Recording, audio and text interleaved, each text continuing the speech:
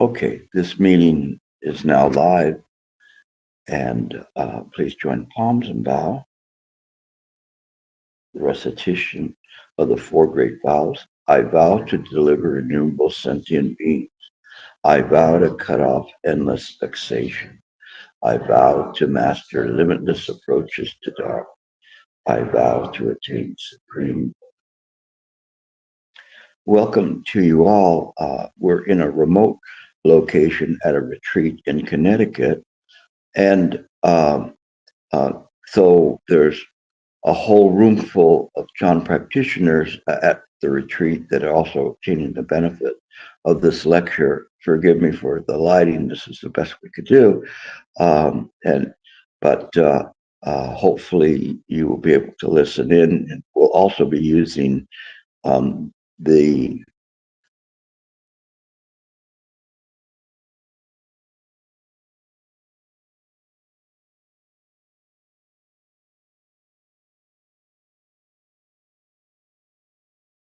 Mahabua and his writing down of the experience is close to uh, one who is reaching enlightenment or seeing their actually I think not so much enlightenment but seeing that their true nature. And it's very good to see something like that because our, when we are um, reviewing something of this nature, it tells us really how far we still have to go so we won't get fooled. This is the part that's the most important, not because you want to see what it feels like as much as how far away one might be, but thinking they're closer than they really are to a deep experience. It is the process at the very end as the ego is receding into mind that we try to um, have this mind calm down, and how the ego continues to uh, make an assault on the center focus of the mind so that it can remain. It's really trying to kick and scream and to stay there. That's the initial part when we start to meditate, and the mind just keeps blaring uh, that look at me, and then it has to recede back into a more subtle fortress, and it begins to hide. So what Mahabua is relating to here is beyond even unified mind. Unified mind, the mind goes from the little eye to the big eye. And in the big eye, it just is like a thin sheet of saran wrap over everything. So we can't see it. It's something that is uh, wherever we look, all we see is the environment. So at this point, we're sure that the ego's gone because we can't see it. But we never can see the ego anyway. So the here in this process, because the ego now said, don't say anything, don't move. Just imagine the environment. Ego, are you still there? No, I'm not here. It's all clear. And you go, that's good enough for me. I'm enlightened. And you get tricked in this way. But even beyond this, and you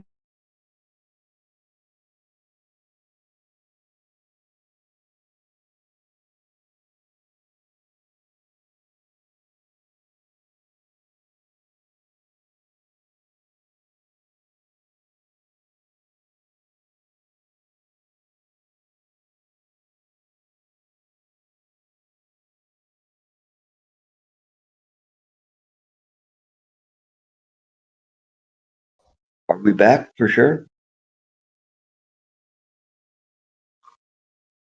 What's that? I'm sorry.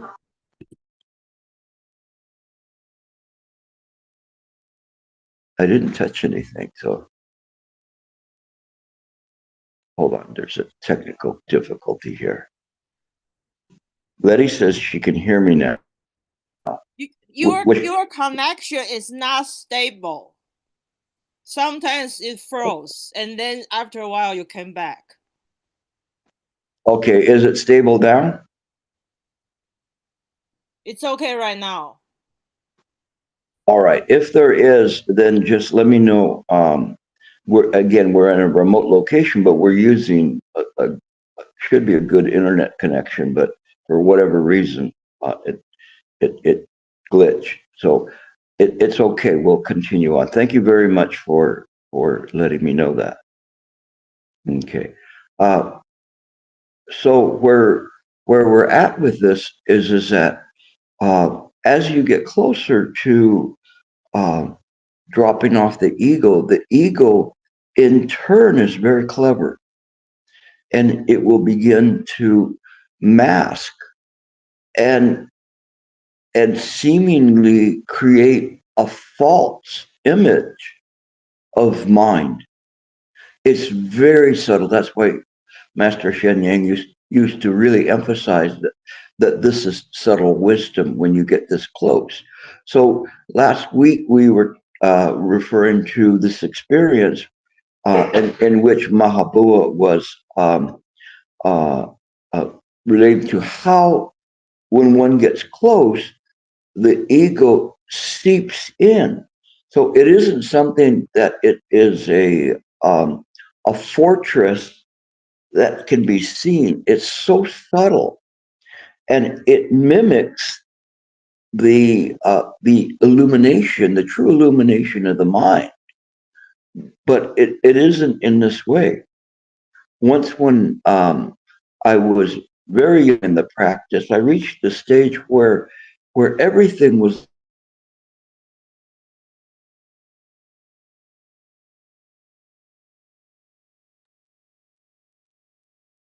but it was so great that it it was.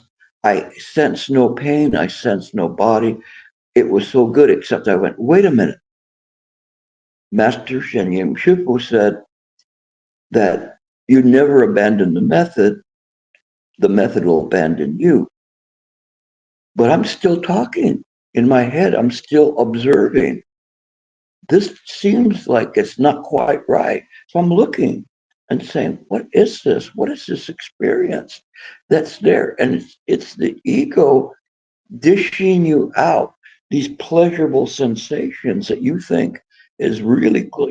You can swear this must be enlightenment because I've never felt so good, never felt so blissful and so wonderful. But yet I could hear myself talking. When I say hear myself, I could sense there was an internal discussion in mine. So this can't be it. So because I was listening to what Master Shen Yang said, I got out of it. I said, I got to get out of this one because I'm going nowhere. I'm being tricked by the ego. And that was exactly what was happening. I was being tricked. I would, I would sit. There's nothing there. There was just the only thing that was there was a sensation of bliss, and it's difficult to push that aside and say that no, this is not it because it really felt wonderful, felt incredible beyond any kind of a sensation of sentient being of anything you could think of. That's the maximum bliss that one could have here, and uh, but I kept going, and then it disappeared. Finally it went away, and I went back to my method and my same miserable self. No, and but I knew that wherever I had gotten to was a trick, a very clever trick of the ego that had me reach this state of no body, of pure bliss, but yet the ego remained. In this state, there was still much more of a grosser sense of a self there, but the body and the mind were tricked. Later on, you get to that's not even close. That's not even close to the experience, even though you think, oh my God, this has to be a God. No, there's no God.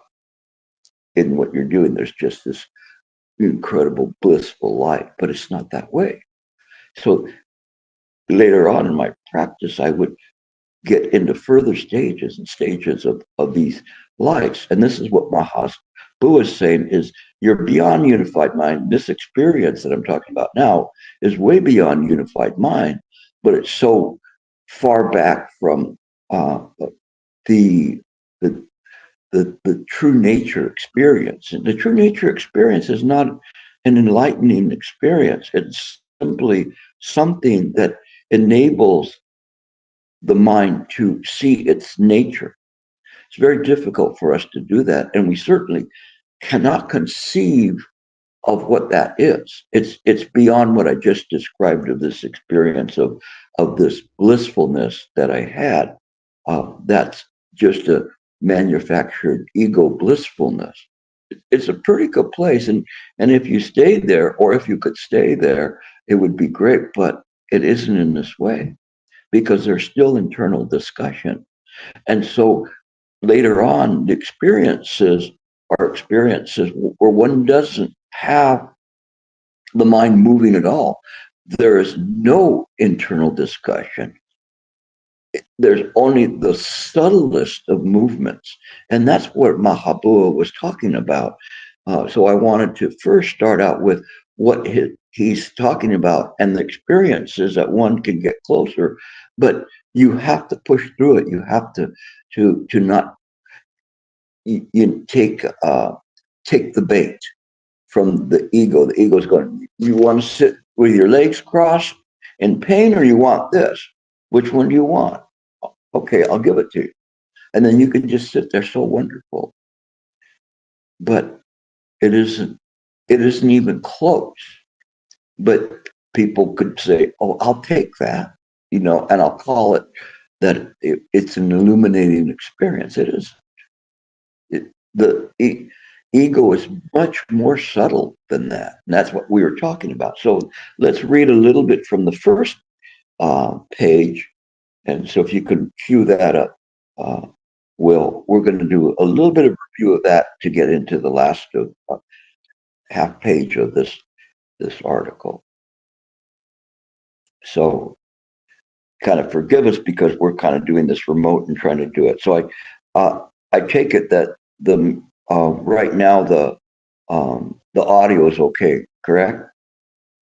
Okay, good. All right. Okay. So at the top, the first part he was talking about, and I'm not going to give any commentary on this. I'm just going to allow this to give us a momentum to get into the next page because we went over this last week. It says, when you investigate mental phenomena, that's at the very top of the page, until you go beyond them completely. So this is the first part. When you investigate, let's say this phenomena, when they say this mental phenomena, all that I'm seeing and you seeing me is mental phenomena. Until you go beyond them completely, you can see through. The mind is able to see through this phenomena, and that is the absorption of the phenomena around us into mind. And later on, it's possible to see things that I see this mental phenomena, but I no longer see it or see you. It is this way, the initial introduction, where things appear to just dissolve. And it says the remaining defiling elements of consciousness will be drawn into a radiant nucleus of awareness. So the remaining defilements, which are just simply this nascent entrenchment of ignorance, which is the idea of a life and being personality, or this ego is there and it gathers up whatever's left. It's going like, what's going on? Oh, we're losing the battle on the eye, ear, nose, tongue, body. It's all going away. All right, gather up all of the remaining aspects of sensations and mental impressions and we have to regroup, and we will hide.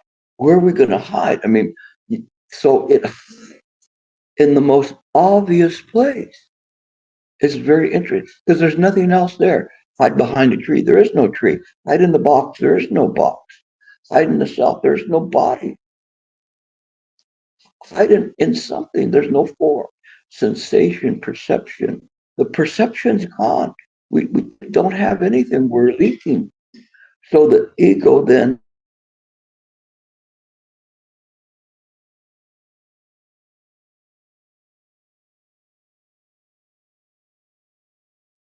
very clever.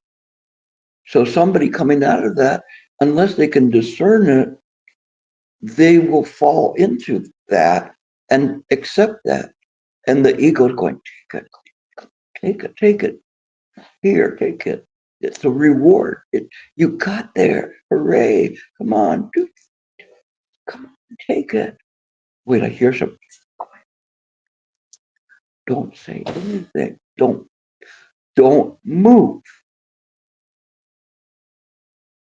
He's taking it. I saw that. No, you didn't. Okay. And then it's saying, say that you're in light. Come on, take it. Say that you're in light. Say it. You can say it. No, just keep. Mind is just stable. It's it's dropping off everything that the ego can hold. But when it goes into this radiant light, you can't see it anymore. It's hiding in mind's own illumination. How many of you have gotten to this level? This is this is getting really close, okay? And no, um, it's difficult to get to this point of what they're saying that is drawn into the radiant nucleus of awareness. My gosh, that's all I tell you is always have the mere awareness of the mind. But it's going into this main center of awareness, which merges with the mind's natural radiant essence. This radiance is so majestic and mesmerizing that even the transcendent faculties, um, like spontaneous mindfulness and intuitive wisdom, invariably fall under its spell. So as you're meditating, you've got the big guns pointed at the ego. What is that? This mindfulness. So you have this spontaneous mindfulness, which is able to, it's the mind itself that's spontaneously appearing and pursuing meditation and pursuing this function of meditation and being very aware and and it is being tricked. This very big gun that you have is now it can't see the ego. And so and also this intuitive wisdom, this wisdom that we have, the wisdom of the mind itself that doesn't have a past, present, or future. It's intuitive, but the ego is so powerful. That's why they talk about nescient entrenchment of of um, of this defilement. And defilement is ignorance.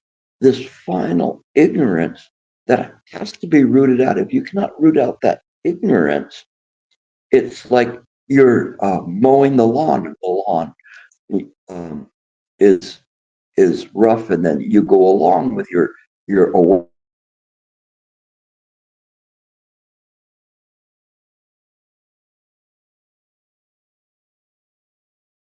still there, but they're rooted very deep. So when you look at the lawn, you think it's perfect. You have to look very closely at it to see that there's still dandelions there that are deeply rooted there. Those dandelions represent the ego. So as the intuitive awareness passes by in its awareness and scans everything, it can't see it. Intuitive wisdom can't see it. So it says, our task is done. It's complete. Who said that? Somebody's claiming the prize, even though they haven't won yet. They're claiming the prize because as they look, they can't see it. So this is very subtle because you have to go deep, very deep, beyond the surface of awareness. But when you're using awareness, it's very good to start cleaning everything out. But now this is very deep. It's what in the Chan story, the boatman asked the one monk that wanted to go across, and he said, "You know, I have a question for you. You answer the question, I'll ferry you across." Okay. So I said, "Go ahead and ask me." And he says, "Your your quarry, what you're searching for to get, like a fish, right, lays at 75 meters down, but your hook only goes down 50 meters. What do you do?" Huh? Whack, he gets hit and knocked over the side because he couldn't answer it because he did not understand this nescient entrenchment and how to eradicate it because his ability was not able to penetrate deep enough to go in.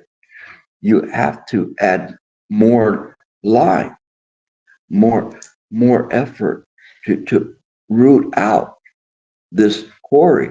You can't just simply gloss over it. That story is incredibly deep, much more deeper than people can understand because they don't understand where Baha'u'llah is coming from. The same thing.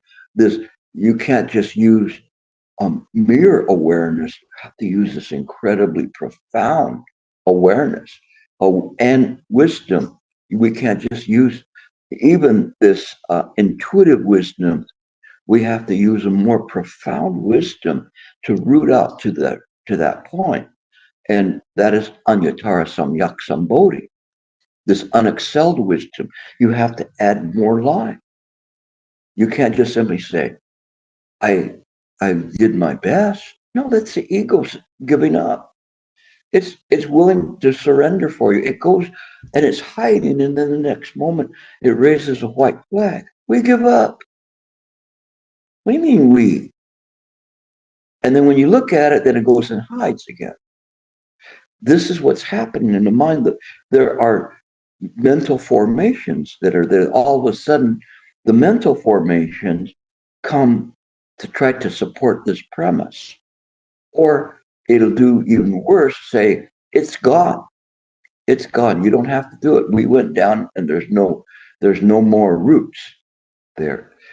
The it has to be the perfection of wisdom that is able to penetrate that far. And I went revisiting Mahabui's first 4 lines from last week and just adding to this. But it's okay. The thing is that when we are seeing things in this way, this is very profound. This is how you read this. You can't just go to the next line. You have to see. And each time you read it, it becomes deeper and deeper. Last week, I wasn't talking about this. I was talking close to it, but now I'm giving you the actual experience of going there and extrapolating from the sutras and from the treatises uh, the meaning of those moments and trying to take you into that experience of the mind that's meditating and how it is pairing off these attacks from the ego. And then it no longer is the mind is no longer trying to defend. The mind is on the attack. It is in search of the ego. The ego has dissipated where it cannot scare you off. It cannot lure you off. It's just trying to hang on. And so the only way it can do that is hide within this radiant light. So then it gets better because then it says that that when we see that, um, This luminous essence is the epitome of perfect goodness and virtue and ultimate in spiritual happiness.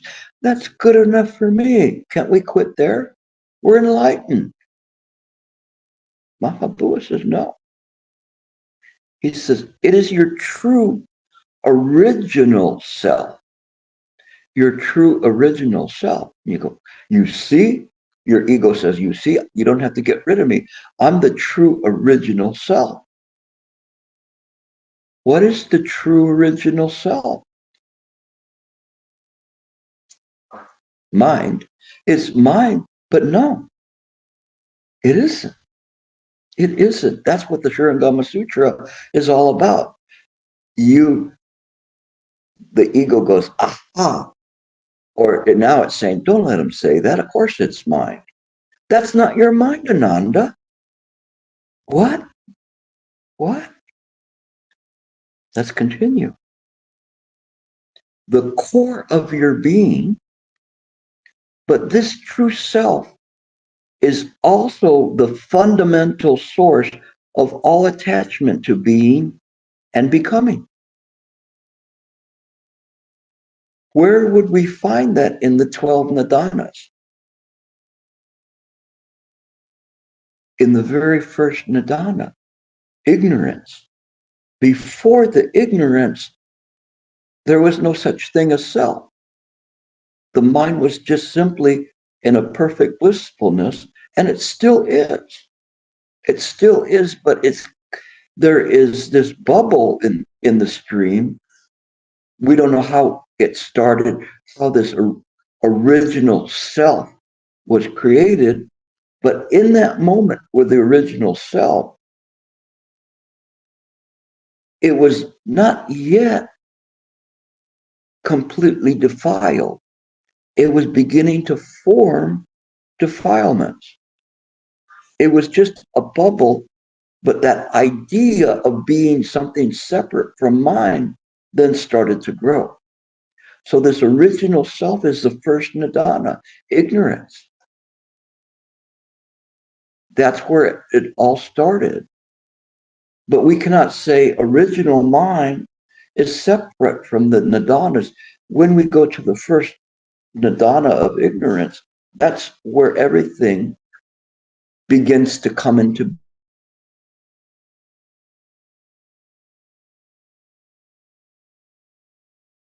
birth and death. And then we start again. So it's very, very subtle, extremely subtle. But that is, we have gone through and reverse engineered all of the other nidana, all the way up until we get to this ignorance of a life and being, or that the mind has some kind of a sentience the way we have sentience. The mind has that too, but it has its own perception.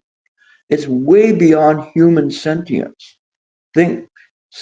Humans have to think, what am I going to get in terms, if you're at an ice cream store, it has to go, which one am I going to pick?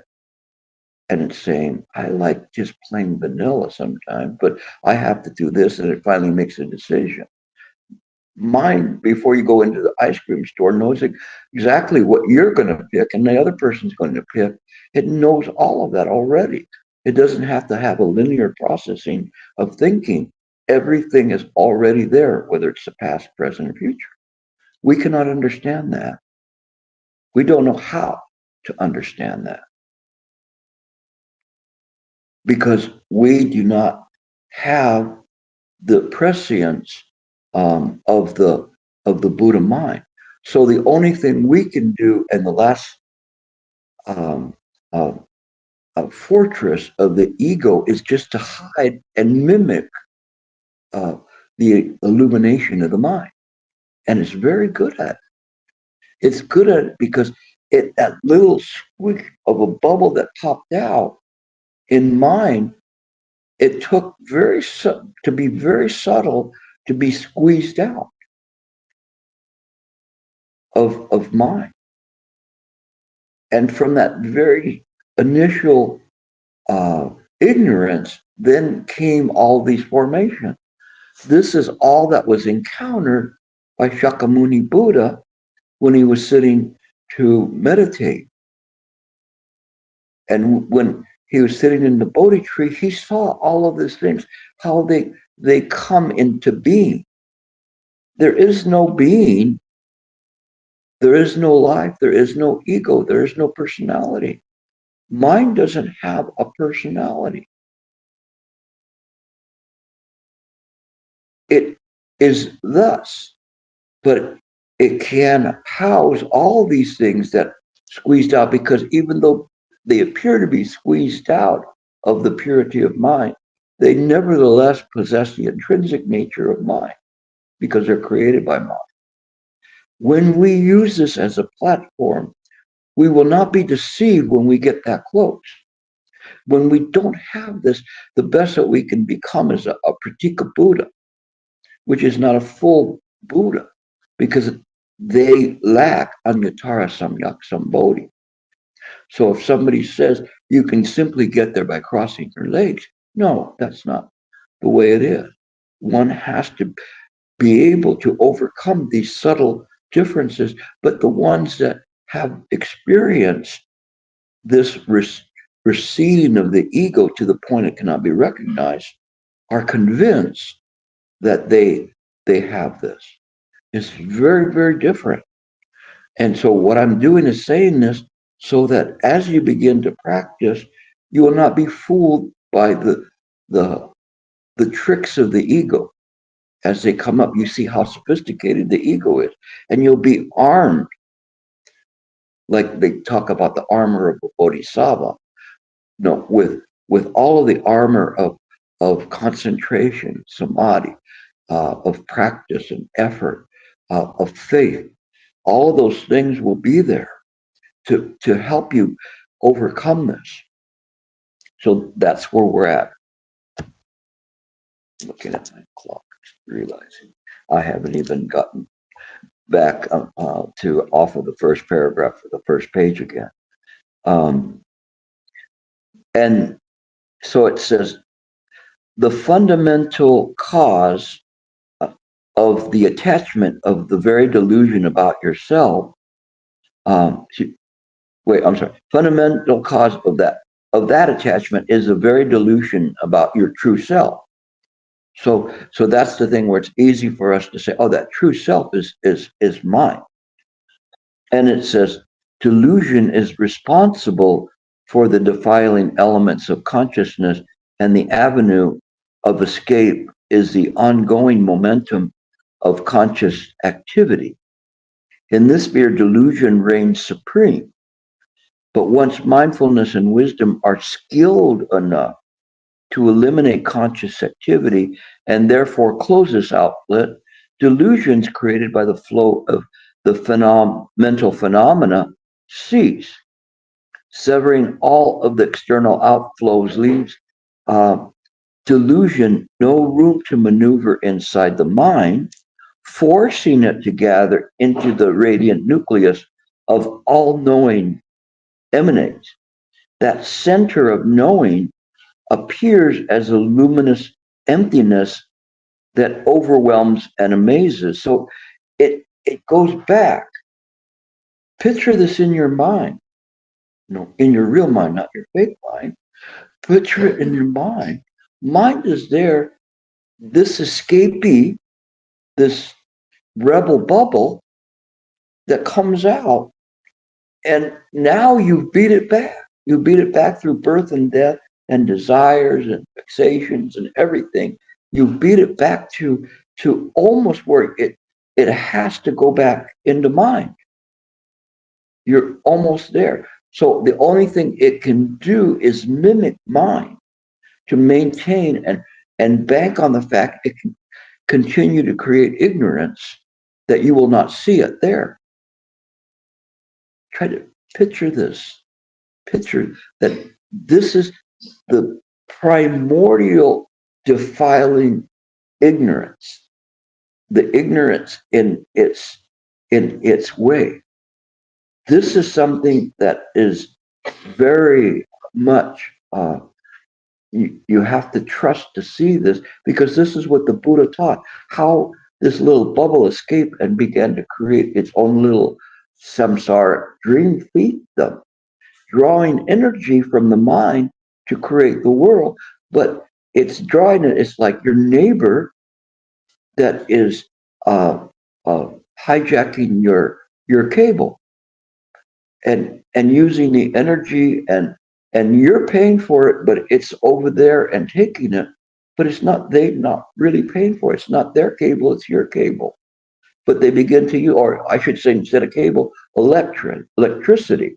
So your power, they're using your power to create this and illuminate uh, this false sense of a world.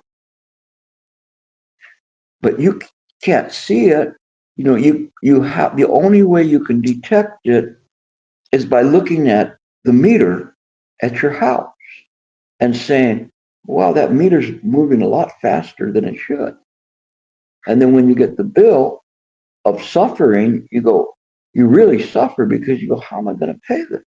But it's the samsara that's sucking this energy, the mind's own energy, to create the world. That's why they say it's created by the Buddhas. All phenomena is created by the Buddha. So using this type of a wisdom and applying it to the method enables you to liberate from these power thieves, which is mind's own creation. So it can get the goose out of the bottle, because it's the one that created it in the first place. You go, no, you are not separate. You are not an ego. You are not a personality. There's no birth and death. Sure, my great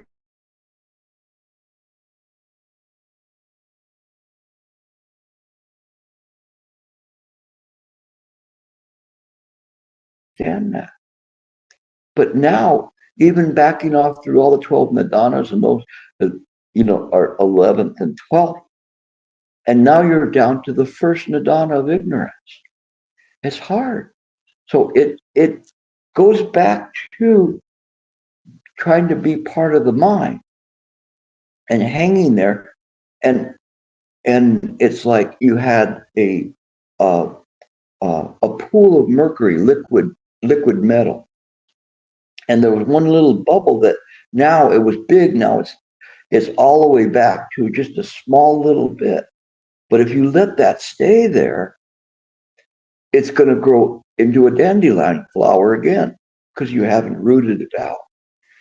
And it's there. And as you're practicing, this is, and get over that, then it's the self-absorption. What is being absorbed? What is being absorbed is mind itself. Mind's own self is being absorbed back into the body of mind. It's not really truly out of there, but it gives the appearance of that. And then it creates a tiny, tiny, tiny fiefdom of samsara in comparison to mind itself. It creates this, but mind in its own way is concerned about this, and concerned that mind shouldn't be used to create a world of suffering. So it gathers it back. And it can only do this by amplifying, increasing the awareness of the mind and the intuitive wisdom of the mind to be able to go deeper. That's what it means when it's saying you're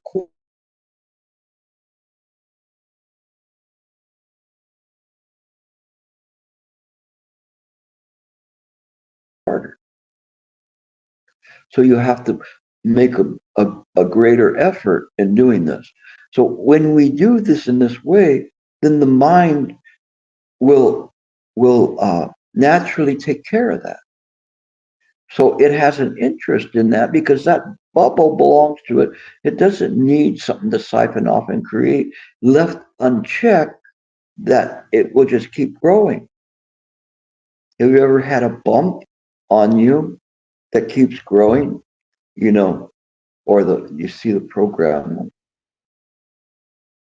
for pimple popper, you know. Anybody ever see Dr. Pimple Popper? The people go in, you know, and they they have some giant pimple or something on them. This it's like a second head. And they go, "How long have you had it?" And they go, "For 25 years. I can't turn my head anymore," you know. And they go, "Well, you should have took care of it a little earlier, don't you think?" You know. And then she's there, you know, getting rid of it. It's still the person's body. It was created by the person's body, but it's an aberration. It's not pure. It shouldn't be there. The mind sees these defilements and say, these should not be here. This mind is pure, but this mind also, by its own self-absorption, will absorb that back. Except for the ignorance that's there, this fundamental ignorance that's trying to keep it from going back. But it's there right on the surface of the mind. Try not to be sucked in. The Yogacara school talks about this, and they talk about how there's these different consciousness, and then the alaya consciousness, the eighth consciousness, but there's the five consciousness of the senses, and they feed to the sixth consciousness, and the sixth consciousness gathers all this information from the senses and makes a definition of what they're looking at. It's round, it's red, it's fragrant, it has a stem on it, um, and it must be an apple. So it communicates with the seventh consciousness. Seventh consciousness goes, "What do we got down there?" It's an apple. I think it's an apple. No. So the seventh consciousness communicates with the eighth consciousness and say, "What are we going to do about this? Send me all the information you wiki in your mind, the alaya, to find out what you know about apples." And it comes back and says, "Apples are wonderful. An apple a day keeps the doctor away." That's probably what the AI would say, right? Or another part, a different seed that's there says, "Don't eat it. The last time you ate one, you know, you ate 10 of them and you were sick for 10 days. Don't do it." You know, and that overcomes the other stuff. And then you decide not to eat the apple. Decline the apple.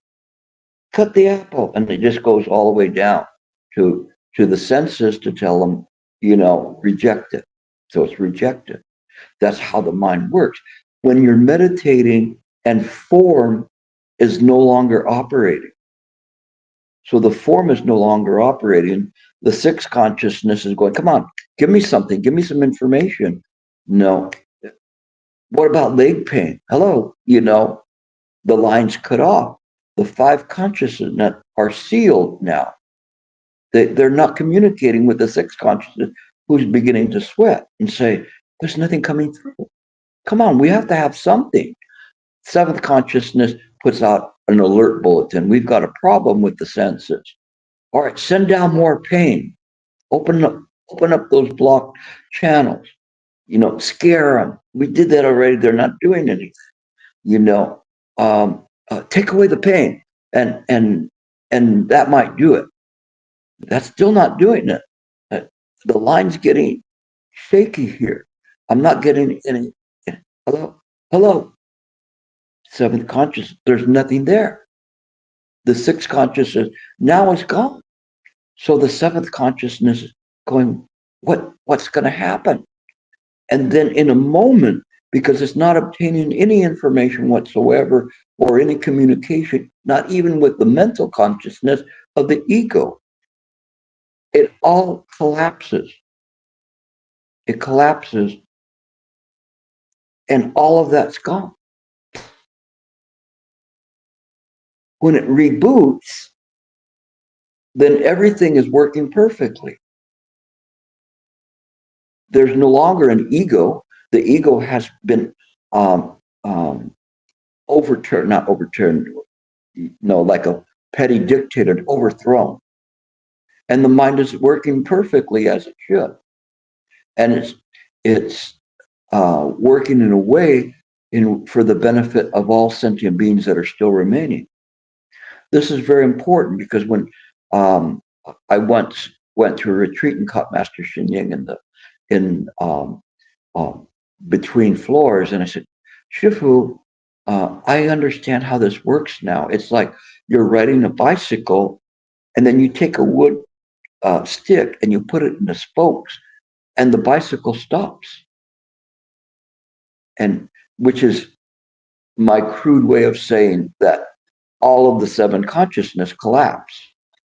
And he said, yes, that's the way. Somehow he understood what I was saying. You know, they say Shifu couldn't speak English, but him and I don't know what language we're speaking, but we could communicate with each other. Because then when I was walking away from him, he called my name and said, Gilbert, but remember, it only stops for you. So he was telling me that he had previously told me, oh, you can be an arhat. And I thought this was very, very good until I realized he was insulting me. He was telling me that's as far as you're going to get as an arhat with that kind of thinking, because I still had not developed like a very strong bodhicitta. And I wasn't relying on my bodhicitta. I was relying on this wisdom, but not had the compassion yet. And so for each of you, because you begin to understand this, then you utilize more of your intrinsic power, not the power that the ego's parceling out and giving you. You know, it's saying, "Oh, wow, look at that box of donuts! Full steam ahead towards the donuts. Give it all you got. You know, we got to get those donuts." But then when it's time to meditate, they go, pull away from that. Show them a donut. Show them the donut. Oh, okay. And you're off chasing the donuts. When all of those are gone, then the mind works perfectly. But only your little portion has now appears to recede into the big pool of mercury, but then gets spit back out, but with a purpose. Because of the fact that there is an illumination in the mind, it understands its purpose in being here to draw all the others back to the main pool. Even the ego is absorbed. We don't punish the ego, we just absorb it into mind. Everything is absorbed. That's why I say neither sacred nor profane. Everything goes in. But we have to make effort, great effort to do that. Master Ling Chi in his treatise always was saying, make effort, like to emphasize that you really have to do this. And at this point in time when you're meditating and you're almost there, you have to go as deeper and deeper and utilize your best effort to do this. The right effort, right concentration, right meditation, right view of things, and it will work. So this is what Mahabua is saying is we've got to do this. So then as we go through, he talks about that that the,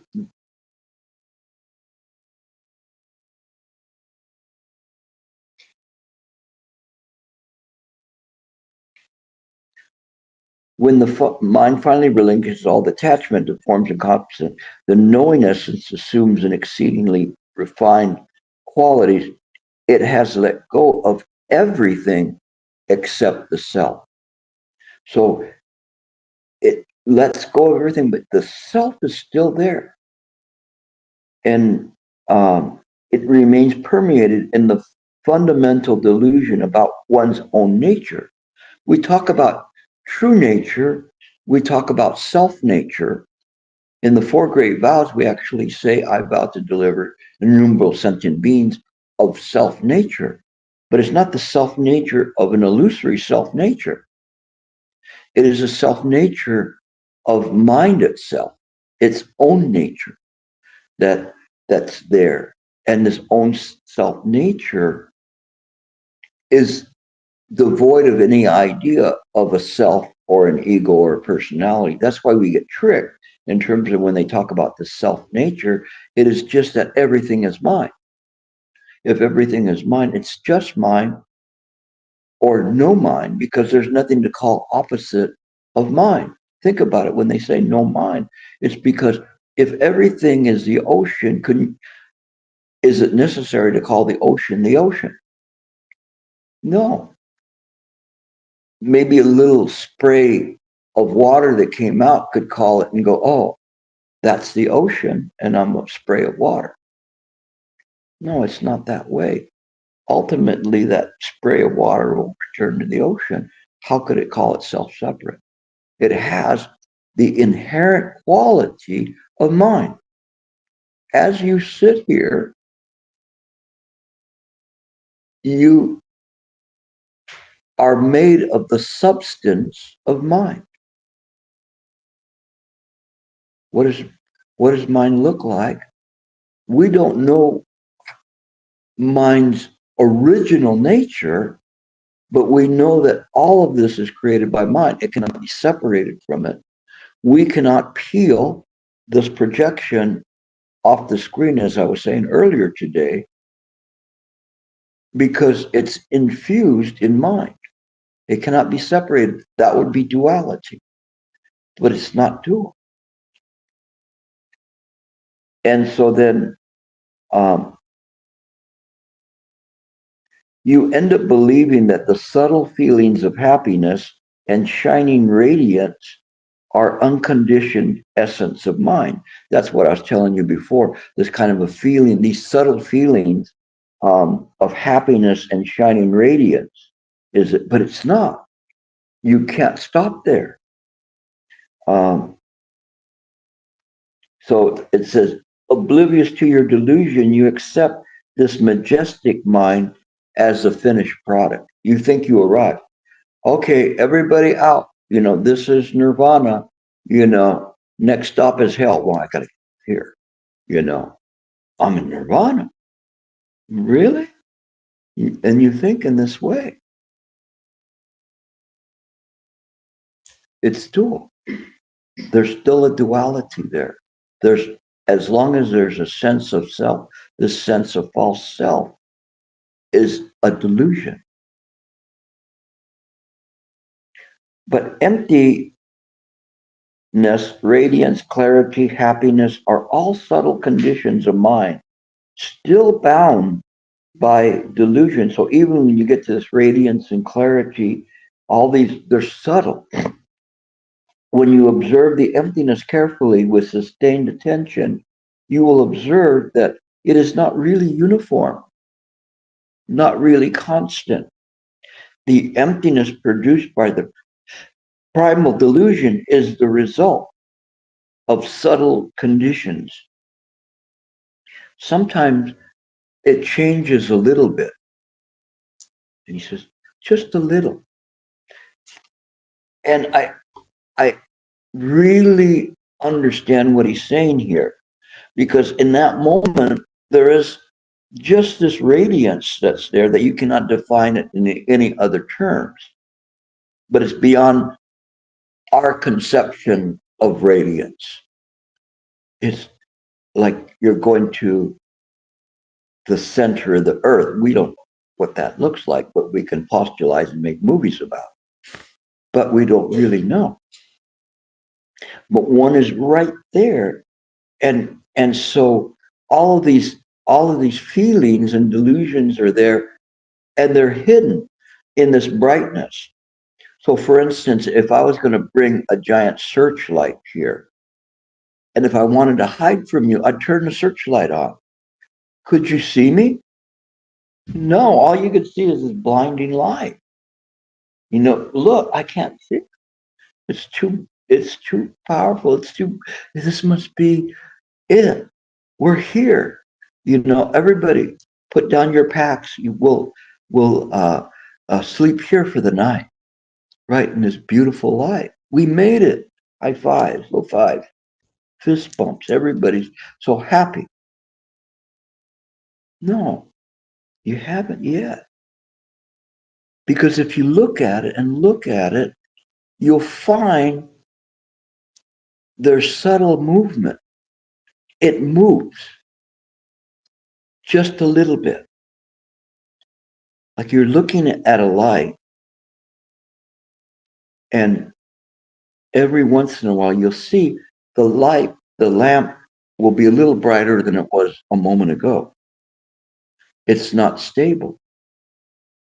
And it's not getting a pure power. So because of that, there's still some obscuration there. It's very hard to pick it out, but there's still something there. It's not there all the time. And the ego is using its absolute greatest effort to hang on, to do that. If you take your mind attention away, your awareness, your intuitive wisdom away from looking at this, it will come back. It will come back. And you go, oh, it's too bright. I have to turn my head. And there's the ego. Yeah, you did a good job. It's good. You saw it. There's nothing there, right? Let's go get some donuts. And it's that way. But if you have to be relentless, you have to be continuous with your method. You have to practice in a way that is perfect, impeccable, constant. If you do that in a retreat, you will make great progress. And little by little, this is what you do. And when you get up off the cushion, you continue to use this great effort. You don't put it down. You don't go, oh, meditation's over. Wow, that was good. I didn't lost myself. Where's the donuts? You can't do that. You have to maintain this off the cushion as well. So let's see.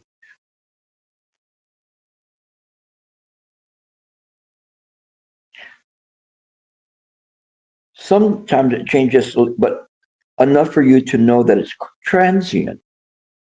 Subtle variations can be detected because all the conditioned phenomena, no matter how refined, bright, and majestic they see, so all conditioned phenomena, you are all conditioned phenomena, okay? The only thing that's not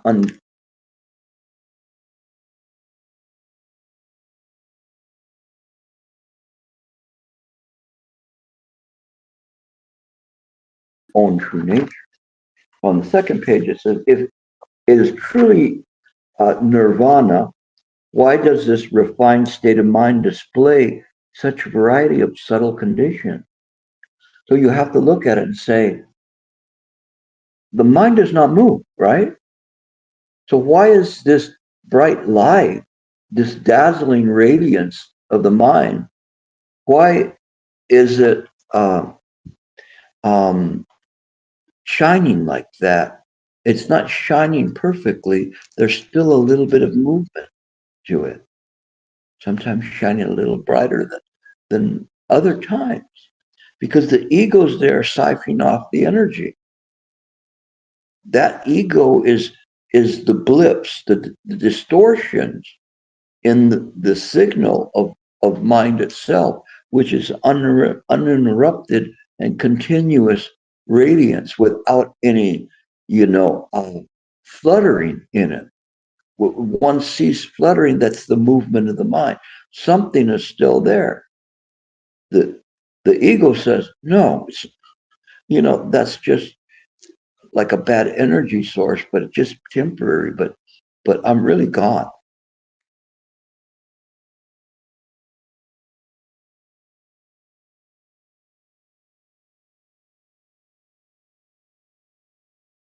Then it says, Focus on that luminous center and see clearly that its radiance has the same characteristic of being transient, imperfect, unessential. No, you need me. I'm the one that judges to say what you should eat and what you shouldn't. Okay, maybe I made a couple wrong calls on the donuts, but you still need me. No, you're not. I don't believe you anymore. I don't believe in you anymore. I have faith in mind, not faith in ego.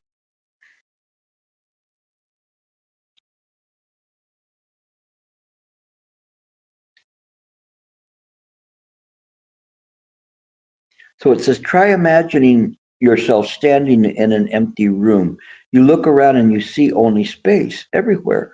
Absolutely nothing occupies that space except you. That you occupy the central position in that space. How can the room be empty? As long as some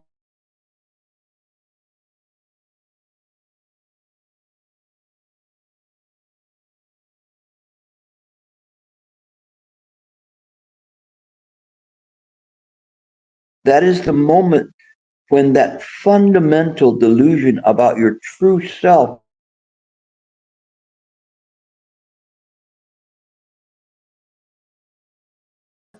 arises. I should say, there, I would have changed it to remains. What remains is what is real, which is this mind. Of course, the delusions are real because they belong to mind, but they're obstructions in mind. But the perfected wisdom, all that is now remains is mind as it truly is. Even though delusions are manufactured, it's mind that manufactures, and the mind is clear about that. It was never in a dream world to begin with. Once the mind has let go of phenomena, phenomena of every sort, including all of the skandha and up to consciousness, um, the mind appears supreme, empty, but the one who admires the emptiness, who is awestruck by the emptiness, that one still survives. The self as a reference point, which is the essence of all false knowing, remains integrated in the mind's knowing essence. This self perspective is a primary delusion, the fundamental, or we could say the primordial delusion of the first nidana of ignorance. In its presence represents the difference between subtle emptiness of the radiant mind and the transcendent emptiness of the pure mind. So this subtle emptiness is there, but there's still subtle ignorance that remains. But when there's no longer that subtle ignorance, then all that's left is this transcendental. Why is it called transcendental? Because it is seen um, in a way in which it is uh, uh, no longer a life in being a personality and ego. It is simply the thusness. We cannot even call it mind because there's nothing to not call mind. It is just the way the mind works. That's why my forum on the internet is called Mind Work, because we're working in mind. We're working from the top down, not trying to go climb a ladder to get to mind. You already have it. So it's the shortcut to practice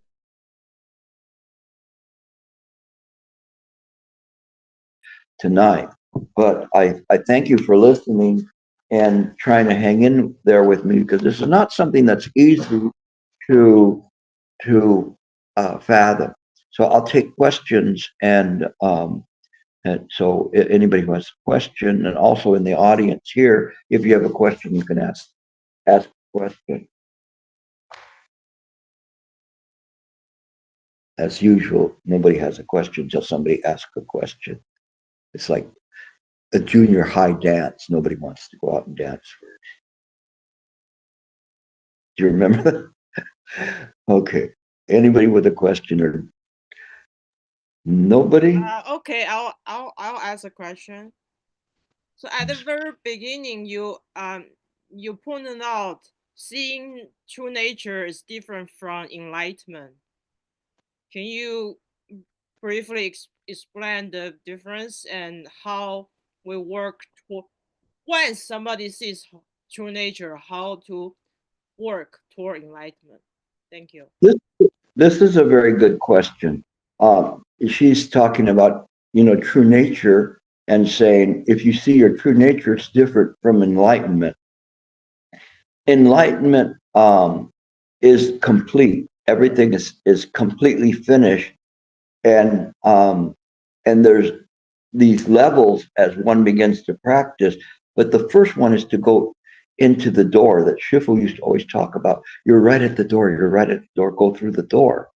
So up until this point, when you read, for instance, the Essentials for Beginners of the Chan practice, similar names from Han Chan, Master Han Chan, or Master Ling Chi, you see that they're for beginners, and it's very deep. And what it's doing is it's taking you to the door of that, and to be able to do that. And when you first realize that and believe that your mind is the Buddha mind, that's your first step. It's not seeing your self nature, but it's on the metaphysical side, probably the highest that you can go to in the Mahayana. But once it has a realization, they get like a peak of of the true nature, and that spurs their efforts to practice harder and to bring others to as far as they've gone or beyond them. So, but the mind has not reached the level of a fully grown Buddha.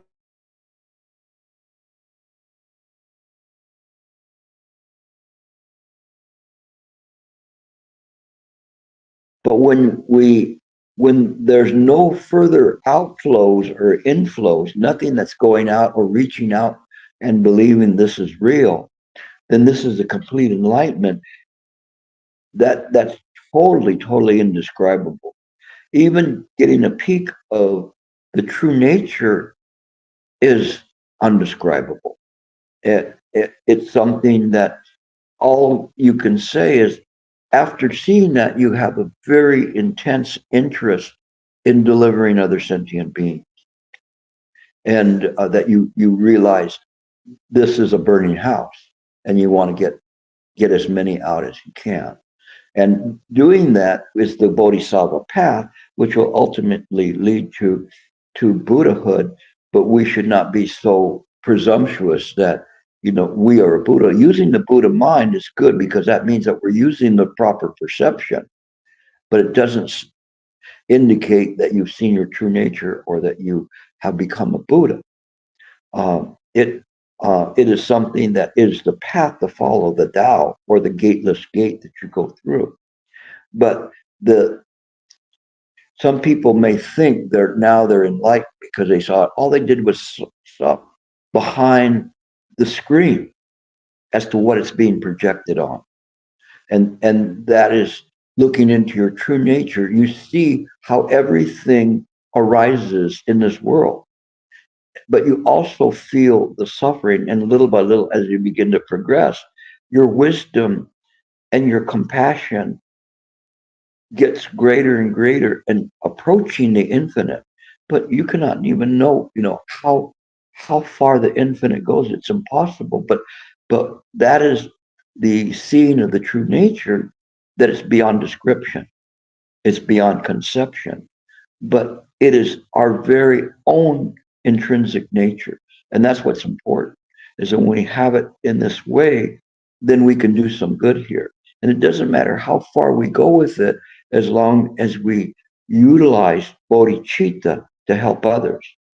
It does us no good to just simply, write a book and go on a book signing tour, as to that I saw the Buddha.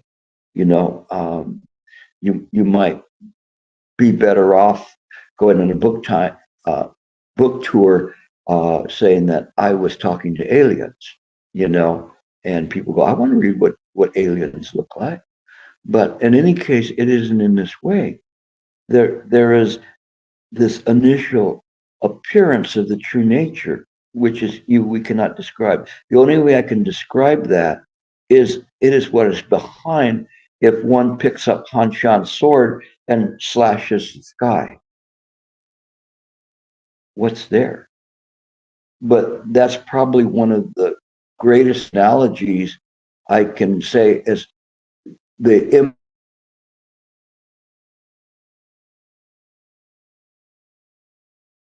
like a diamond through all ideas that this reality is real and separate and apart from mind itself. But you're no longer hearing it through your ears, you're experiencing it from the heart. And what's behind it, it's impossible to uh, explain because it's it's inconceivable to the ego. Even though the ego is traveling around and stuff, it's just a little fish in a big pond, just a tiny bubble. Okay, good question. It's very important because I'm trying to talk about these things so people don't get the wrong idea of what illumination of the mind is or what they're doing, and not to be so presumptuous that they've had an enlightening experience. The experiences are good, but they aren't necessary for your practice. You still can share with others what you've experienced. And there was a time when Master Shen went with one of his Dharma brothers that they were very young and they made a promise to deliver sentient beings when they became enlightened. And they're very old at this point. And they sat down and they asked each other, did you get enlightened? And and then the one said, no, I didn't get enlightened because what they did was they made a promise that they would, when they got enlightened, they would deliver so many people, you know. So he was asking them, did you get enlightened? So you could deliver the people. And so then the person said, no, I didn't get enlightened. And so he asked Master Shen Ying, did you get enlightened? And he said, no, but I devoted my entire life of telling people what I know and ferrying people across as best as I can, unlimited amount of people, which he's still doing now. And that is, pretty close to it. No, and it's very productive. You cannot say, "Oh, he's, Buddha Shen Yang." No, that would be presumptuous to do that. Only a Buddha would know a Buddha, a true Buddha. We could give those names to it. Sometimes they say, "Oh, this person's a living Buddha," but we don't really know unless that person has a deep enlightening experience to be able to call somebody that. I could not be presumptuous enough to say something like that. So it's interesting in terms of it's a good question. Any other questions? I know the people here are probably wanting to go to I ask sleep. a question. Okay, go ahead. Gilbert. Oh, okay. I was hoping that you would not finish this passage so that we could get another lecture on it next week. Maybe we will. I wanted to ask about the way that primordial ignorance is described. And when we read about this in the Sarangama Sutra, there's this passage on the inverted cause of living beings, where I think the Buddha kind of flips this like sort of corrects a misconception where it's not like a Jake sort of branched off from mind and then there are two separate things, but rather there is just mind, and mind's faulty awareness produced the perception of a Jake, but Jake is just an appearance. Um, and the thing that kind of struck me about this passage is that this sort of faulty awareness doesn't sort of happen one time for every sentient being. It was just there was one primordial ignorance, like one sort of uh, just instance of this faulty awareness, and then that gave rise to all sentient beings in some, or in this sense of the Sarangama Sutra. And I wasn't quite sure if that's, maybe just reading too much into the words, in which case I'll just get a cup of slot. That's okay too. But I wasn't sure what to make of that. Well, it's just kind of like in the Bible, when they start in the Bible and say, Adam and Eve, they begat so and so, and that person begat so and so, and they go on forever. You could say, in equating it with the Bible, it's like original sin. It's a very funny thing because the Adam and Eve were in a state of grace. Everything in mind is a state of grace of perfection. But when they broke the law, and they ate the forbidden fruit. The forbidden fruit was ignorance. It wasn't, other than that, it would have had to be one heck of an apple to get them to go that far. But it is ignorance. We don't know when it started, but it started with one blip. And when that blip happened, everything else came into being. And it just begat and begat and begat. This whole process of becoming began to start, and it multiplied like rabbits. And it wasn't just human sentient beings, but all sentient beings. It wasn't a human seed, but an ignorance of samsara, of an entire world that comes into being by that blip of ignorance. And who knows when it began to crawl out of the primordial soup of the ancient history. We don't know what was there before, but it did have this happening. But actually, we cannot say there's a beginning or there's an end, because how do you mark the beginning or an end of a dream? Most of the time when you go into a dream, you don't know when it started. And you certainly don't know what ended it unless it sets off your alarm clock. No, but was that really the end of it? So it's interesting. You need to think in this way and contemplate that. That's a very powerful observation. And when you have these, this is where you really make a great effort to look into that, because you got caught up in this cusp of becoming. And that's important, just to like look at that event and look at what was happening, and then put in the Buddha doctrine in there, and it will help you understand it. And when you go back to the sutras, you know what they're talking about. Okay, good. Any other questions? Evidently, one from the audience here. Ian. So I'm trying to fit this in with what we looked into earlier, 50 states, states. And so seeing those is much worse sort of mind itself.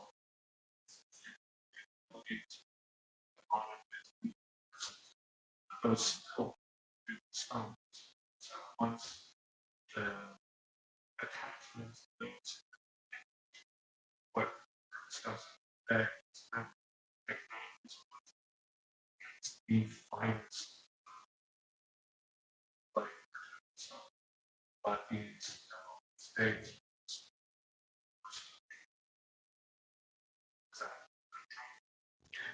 You could say that, all these, because we were talking about the 50 demonic states here. You guys missed a good lecture this afternoon at the retreat, and I'm going very deep here. So that's where this question comes from. But the whole idea of becoming, I think that's where we start and start studying the nidanas, that now coming back and revisiting it can be very, very powerful. And you see that all of these other things that arise in mind are just an extension of that. They're just an extension of the dream state. But when we understand that originally it doesn't, it's not there. And that's when we talk about the original self, and there's a little bit of pulling back or shock. Oh, it's not really that way. That's what the Shurangama Sutra is saying. That's not your mind. You don't purify the self into a perfection. You see it as something that became. from some event where this bubble escaped from mine, or tried to say it escaped from mine, but it's really just a phantasm or a dream. It has no permanent substance to it. No, none of you are immortal. Yes?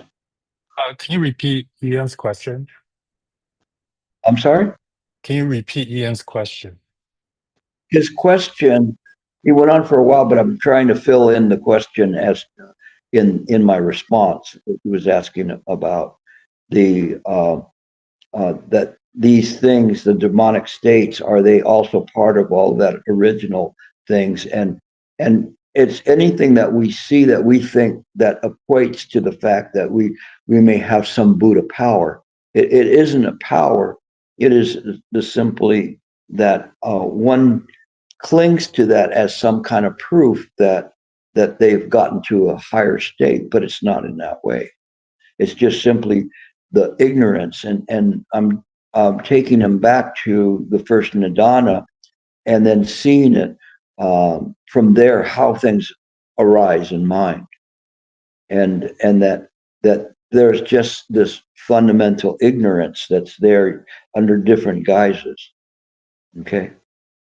Anything else? Any other questions? No. Half of the people are asleep here, but in any case, okay. If there's nothing else, we'll finish for the night. Thank you all for being patient and the technical glitch. But I'm very, very happy to be able to present this to you, because I don't think there's too many places in that will present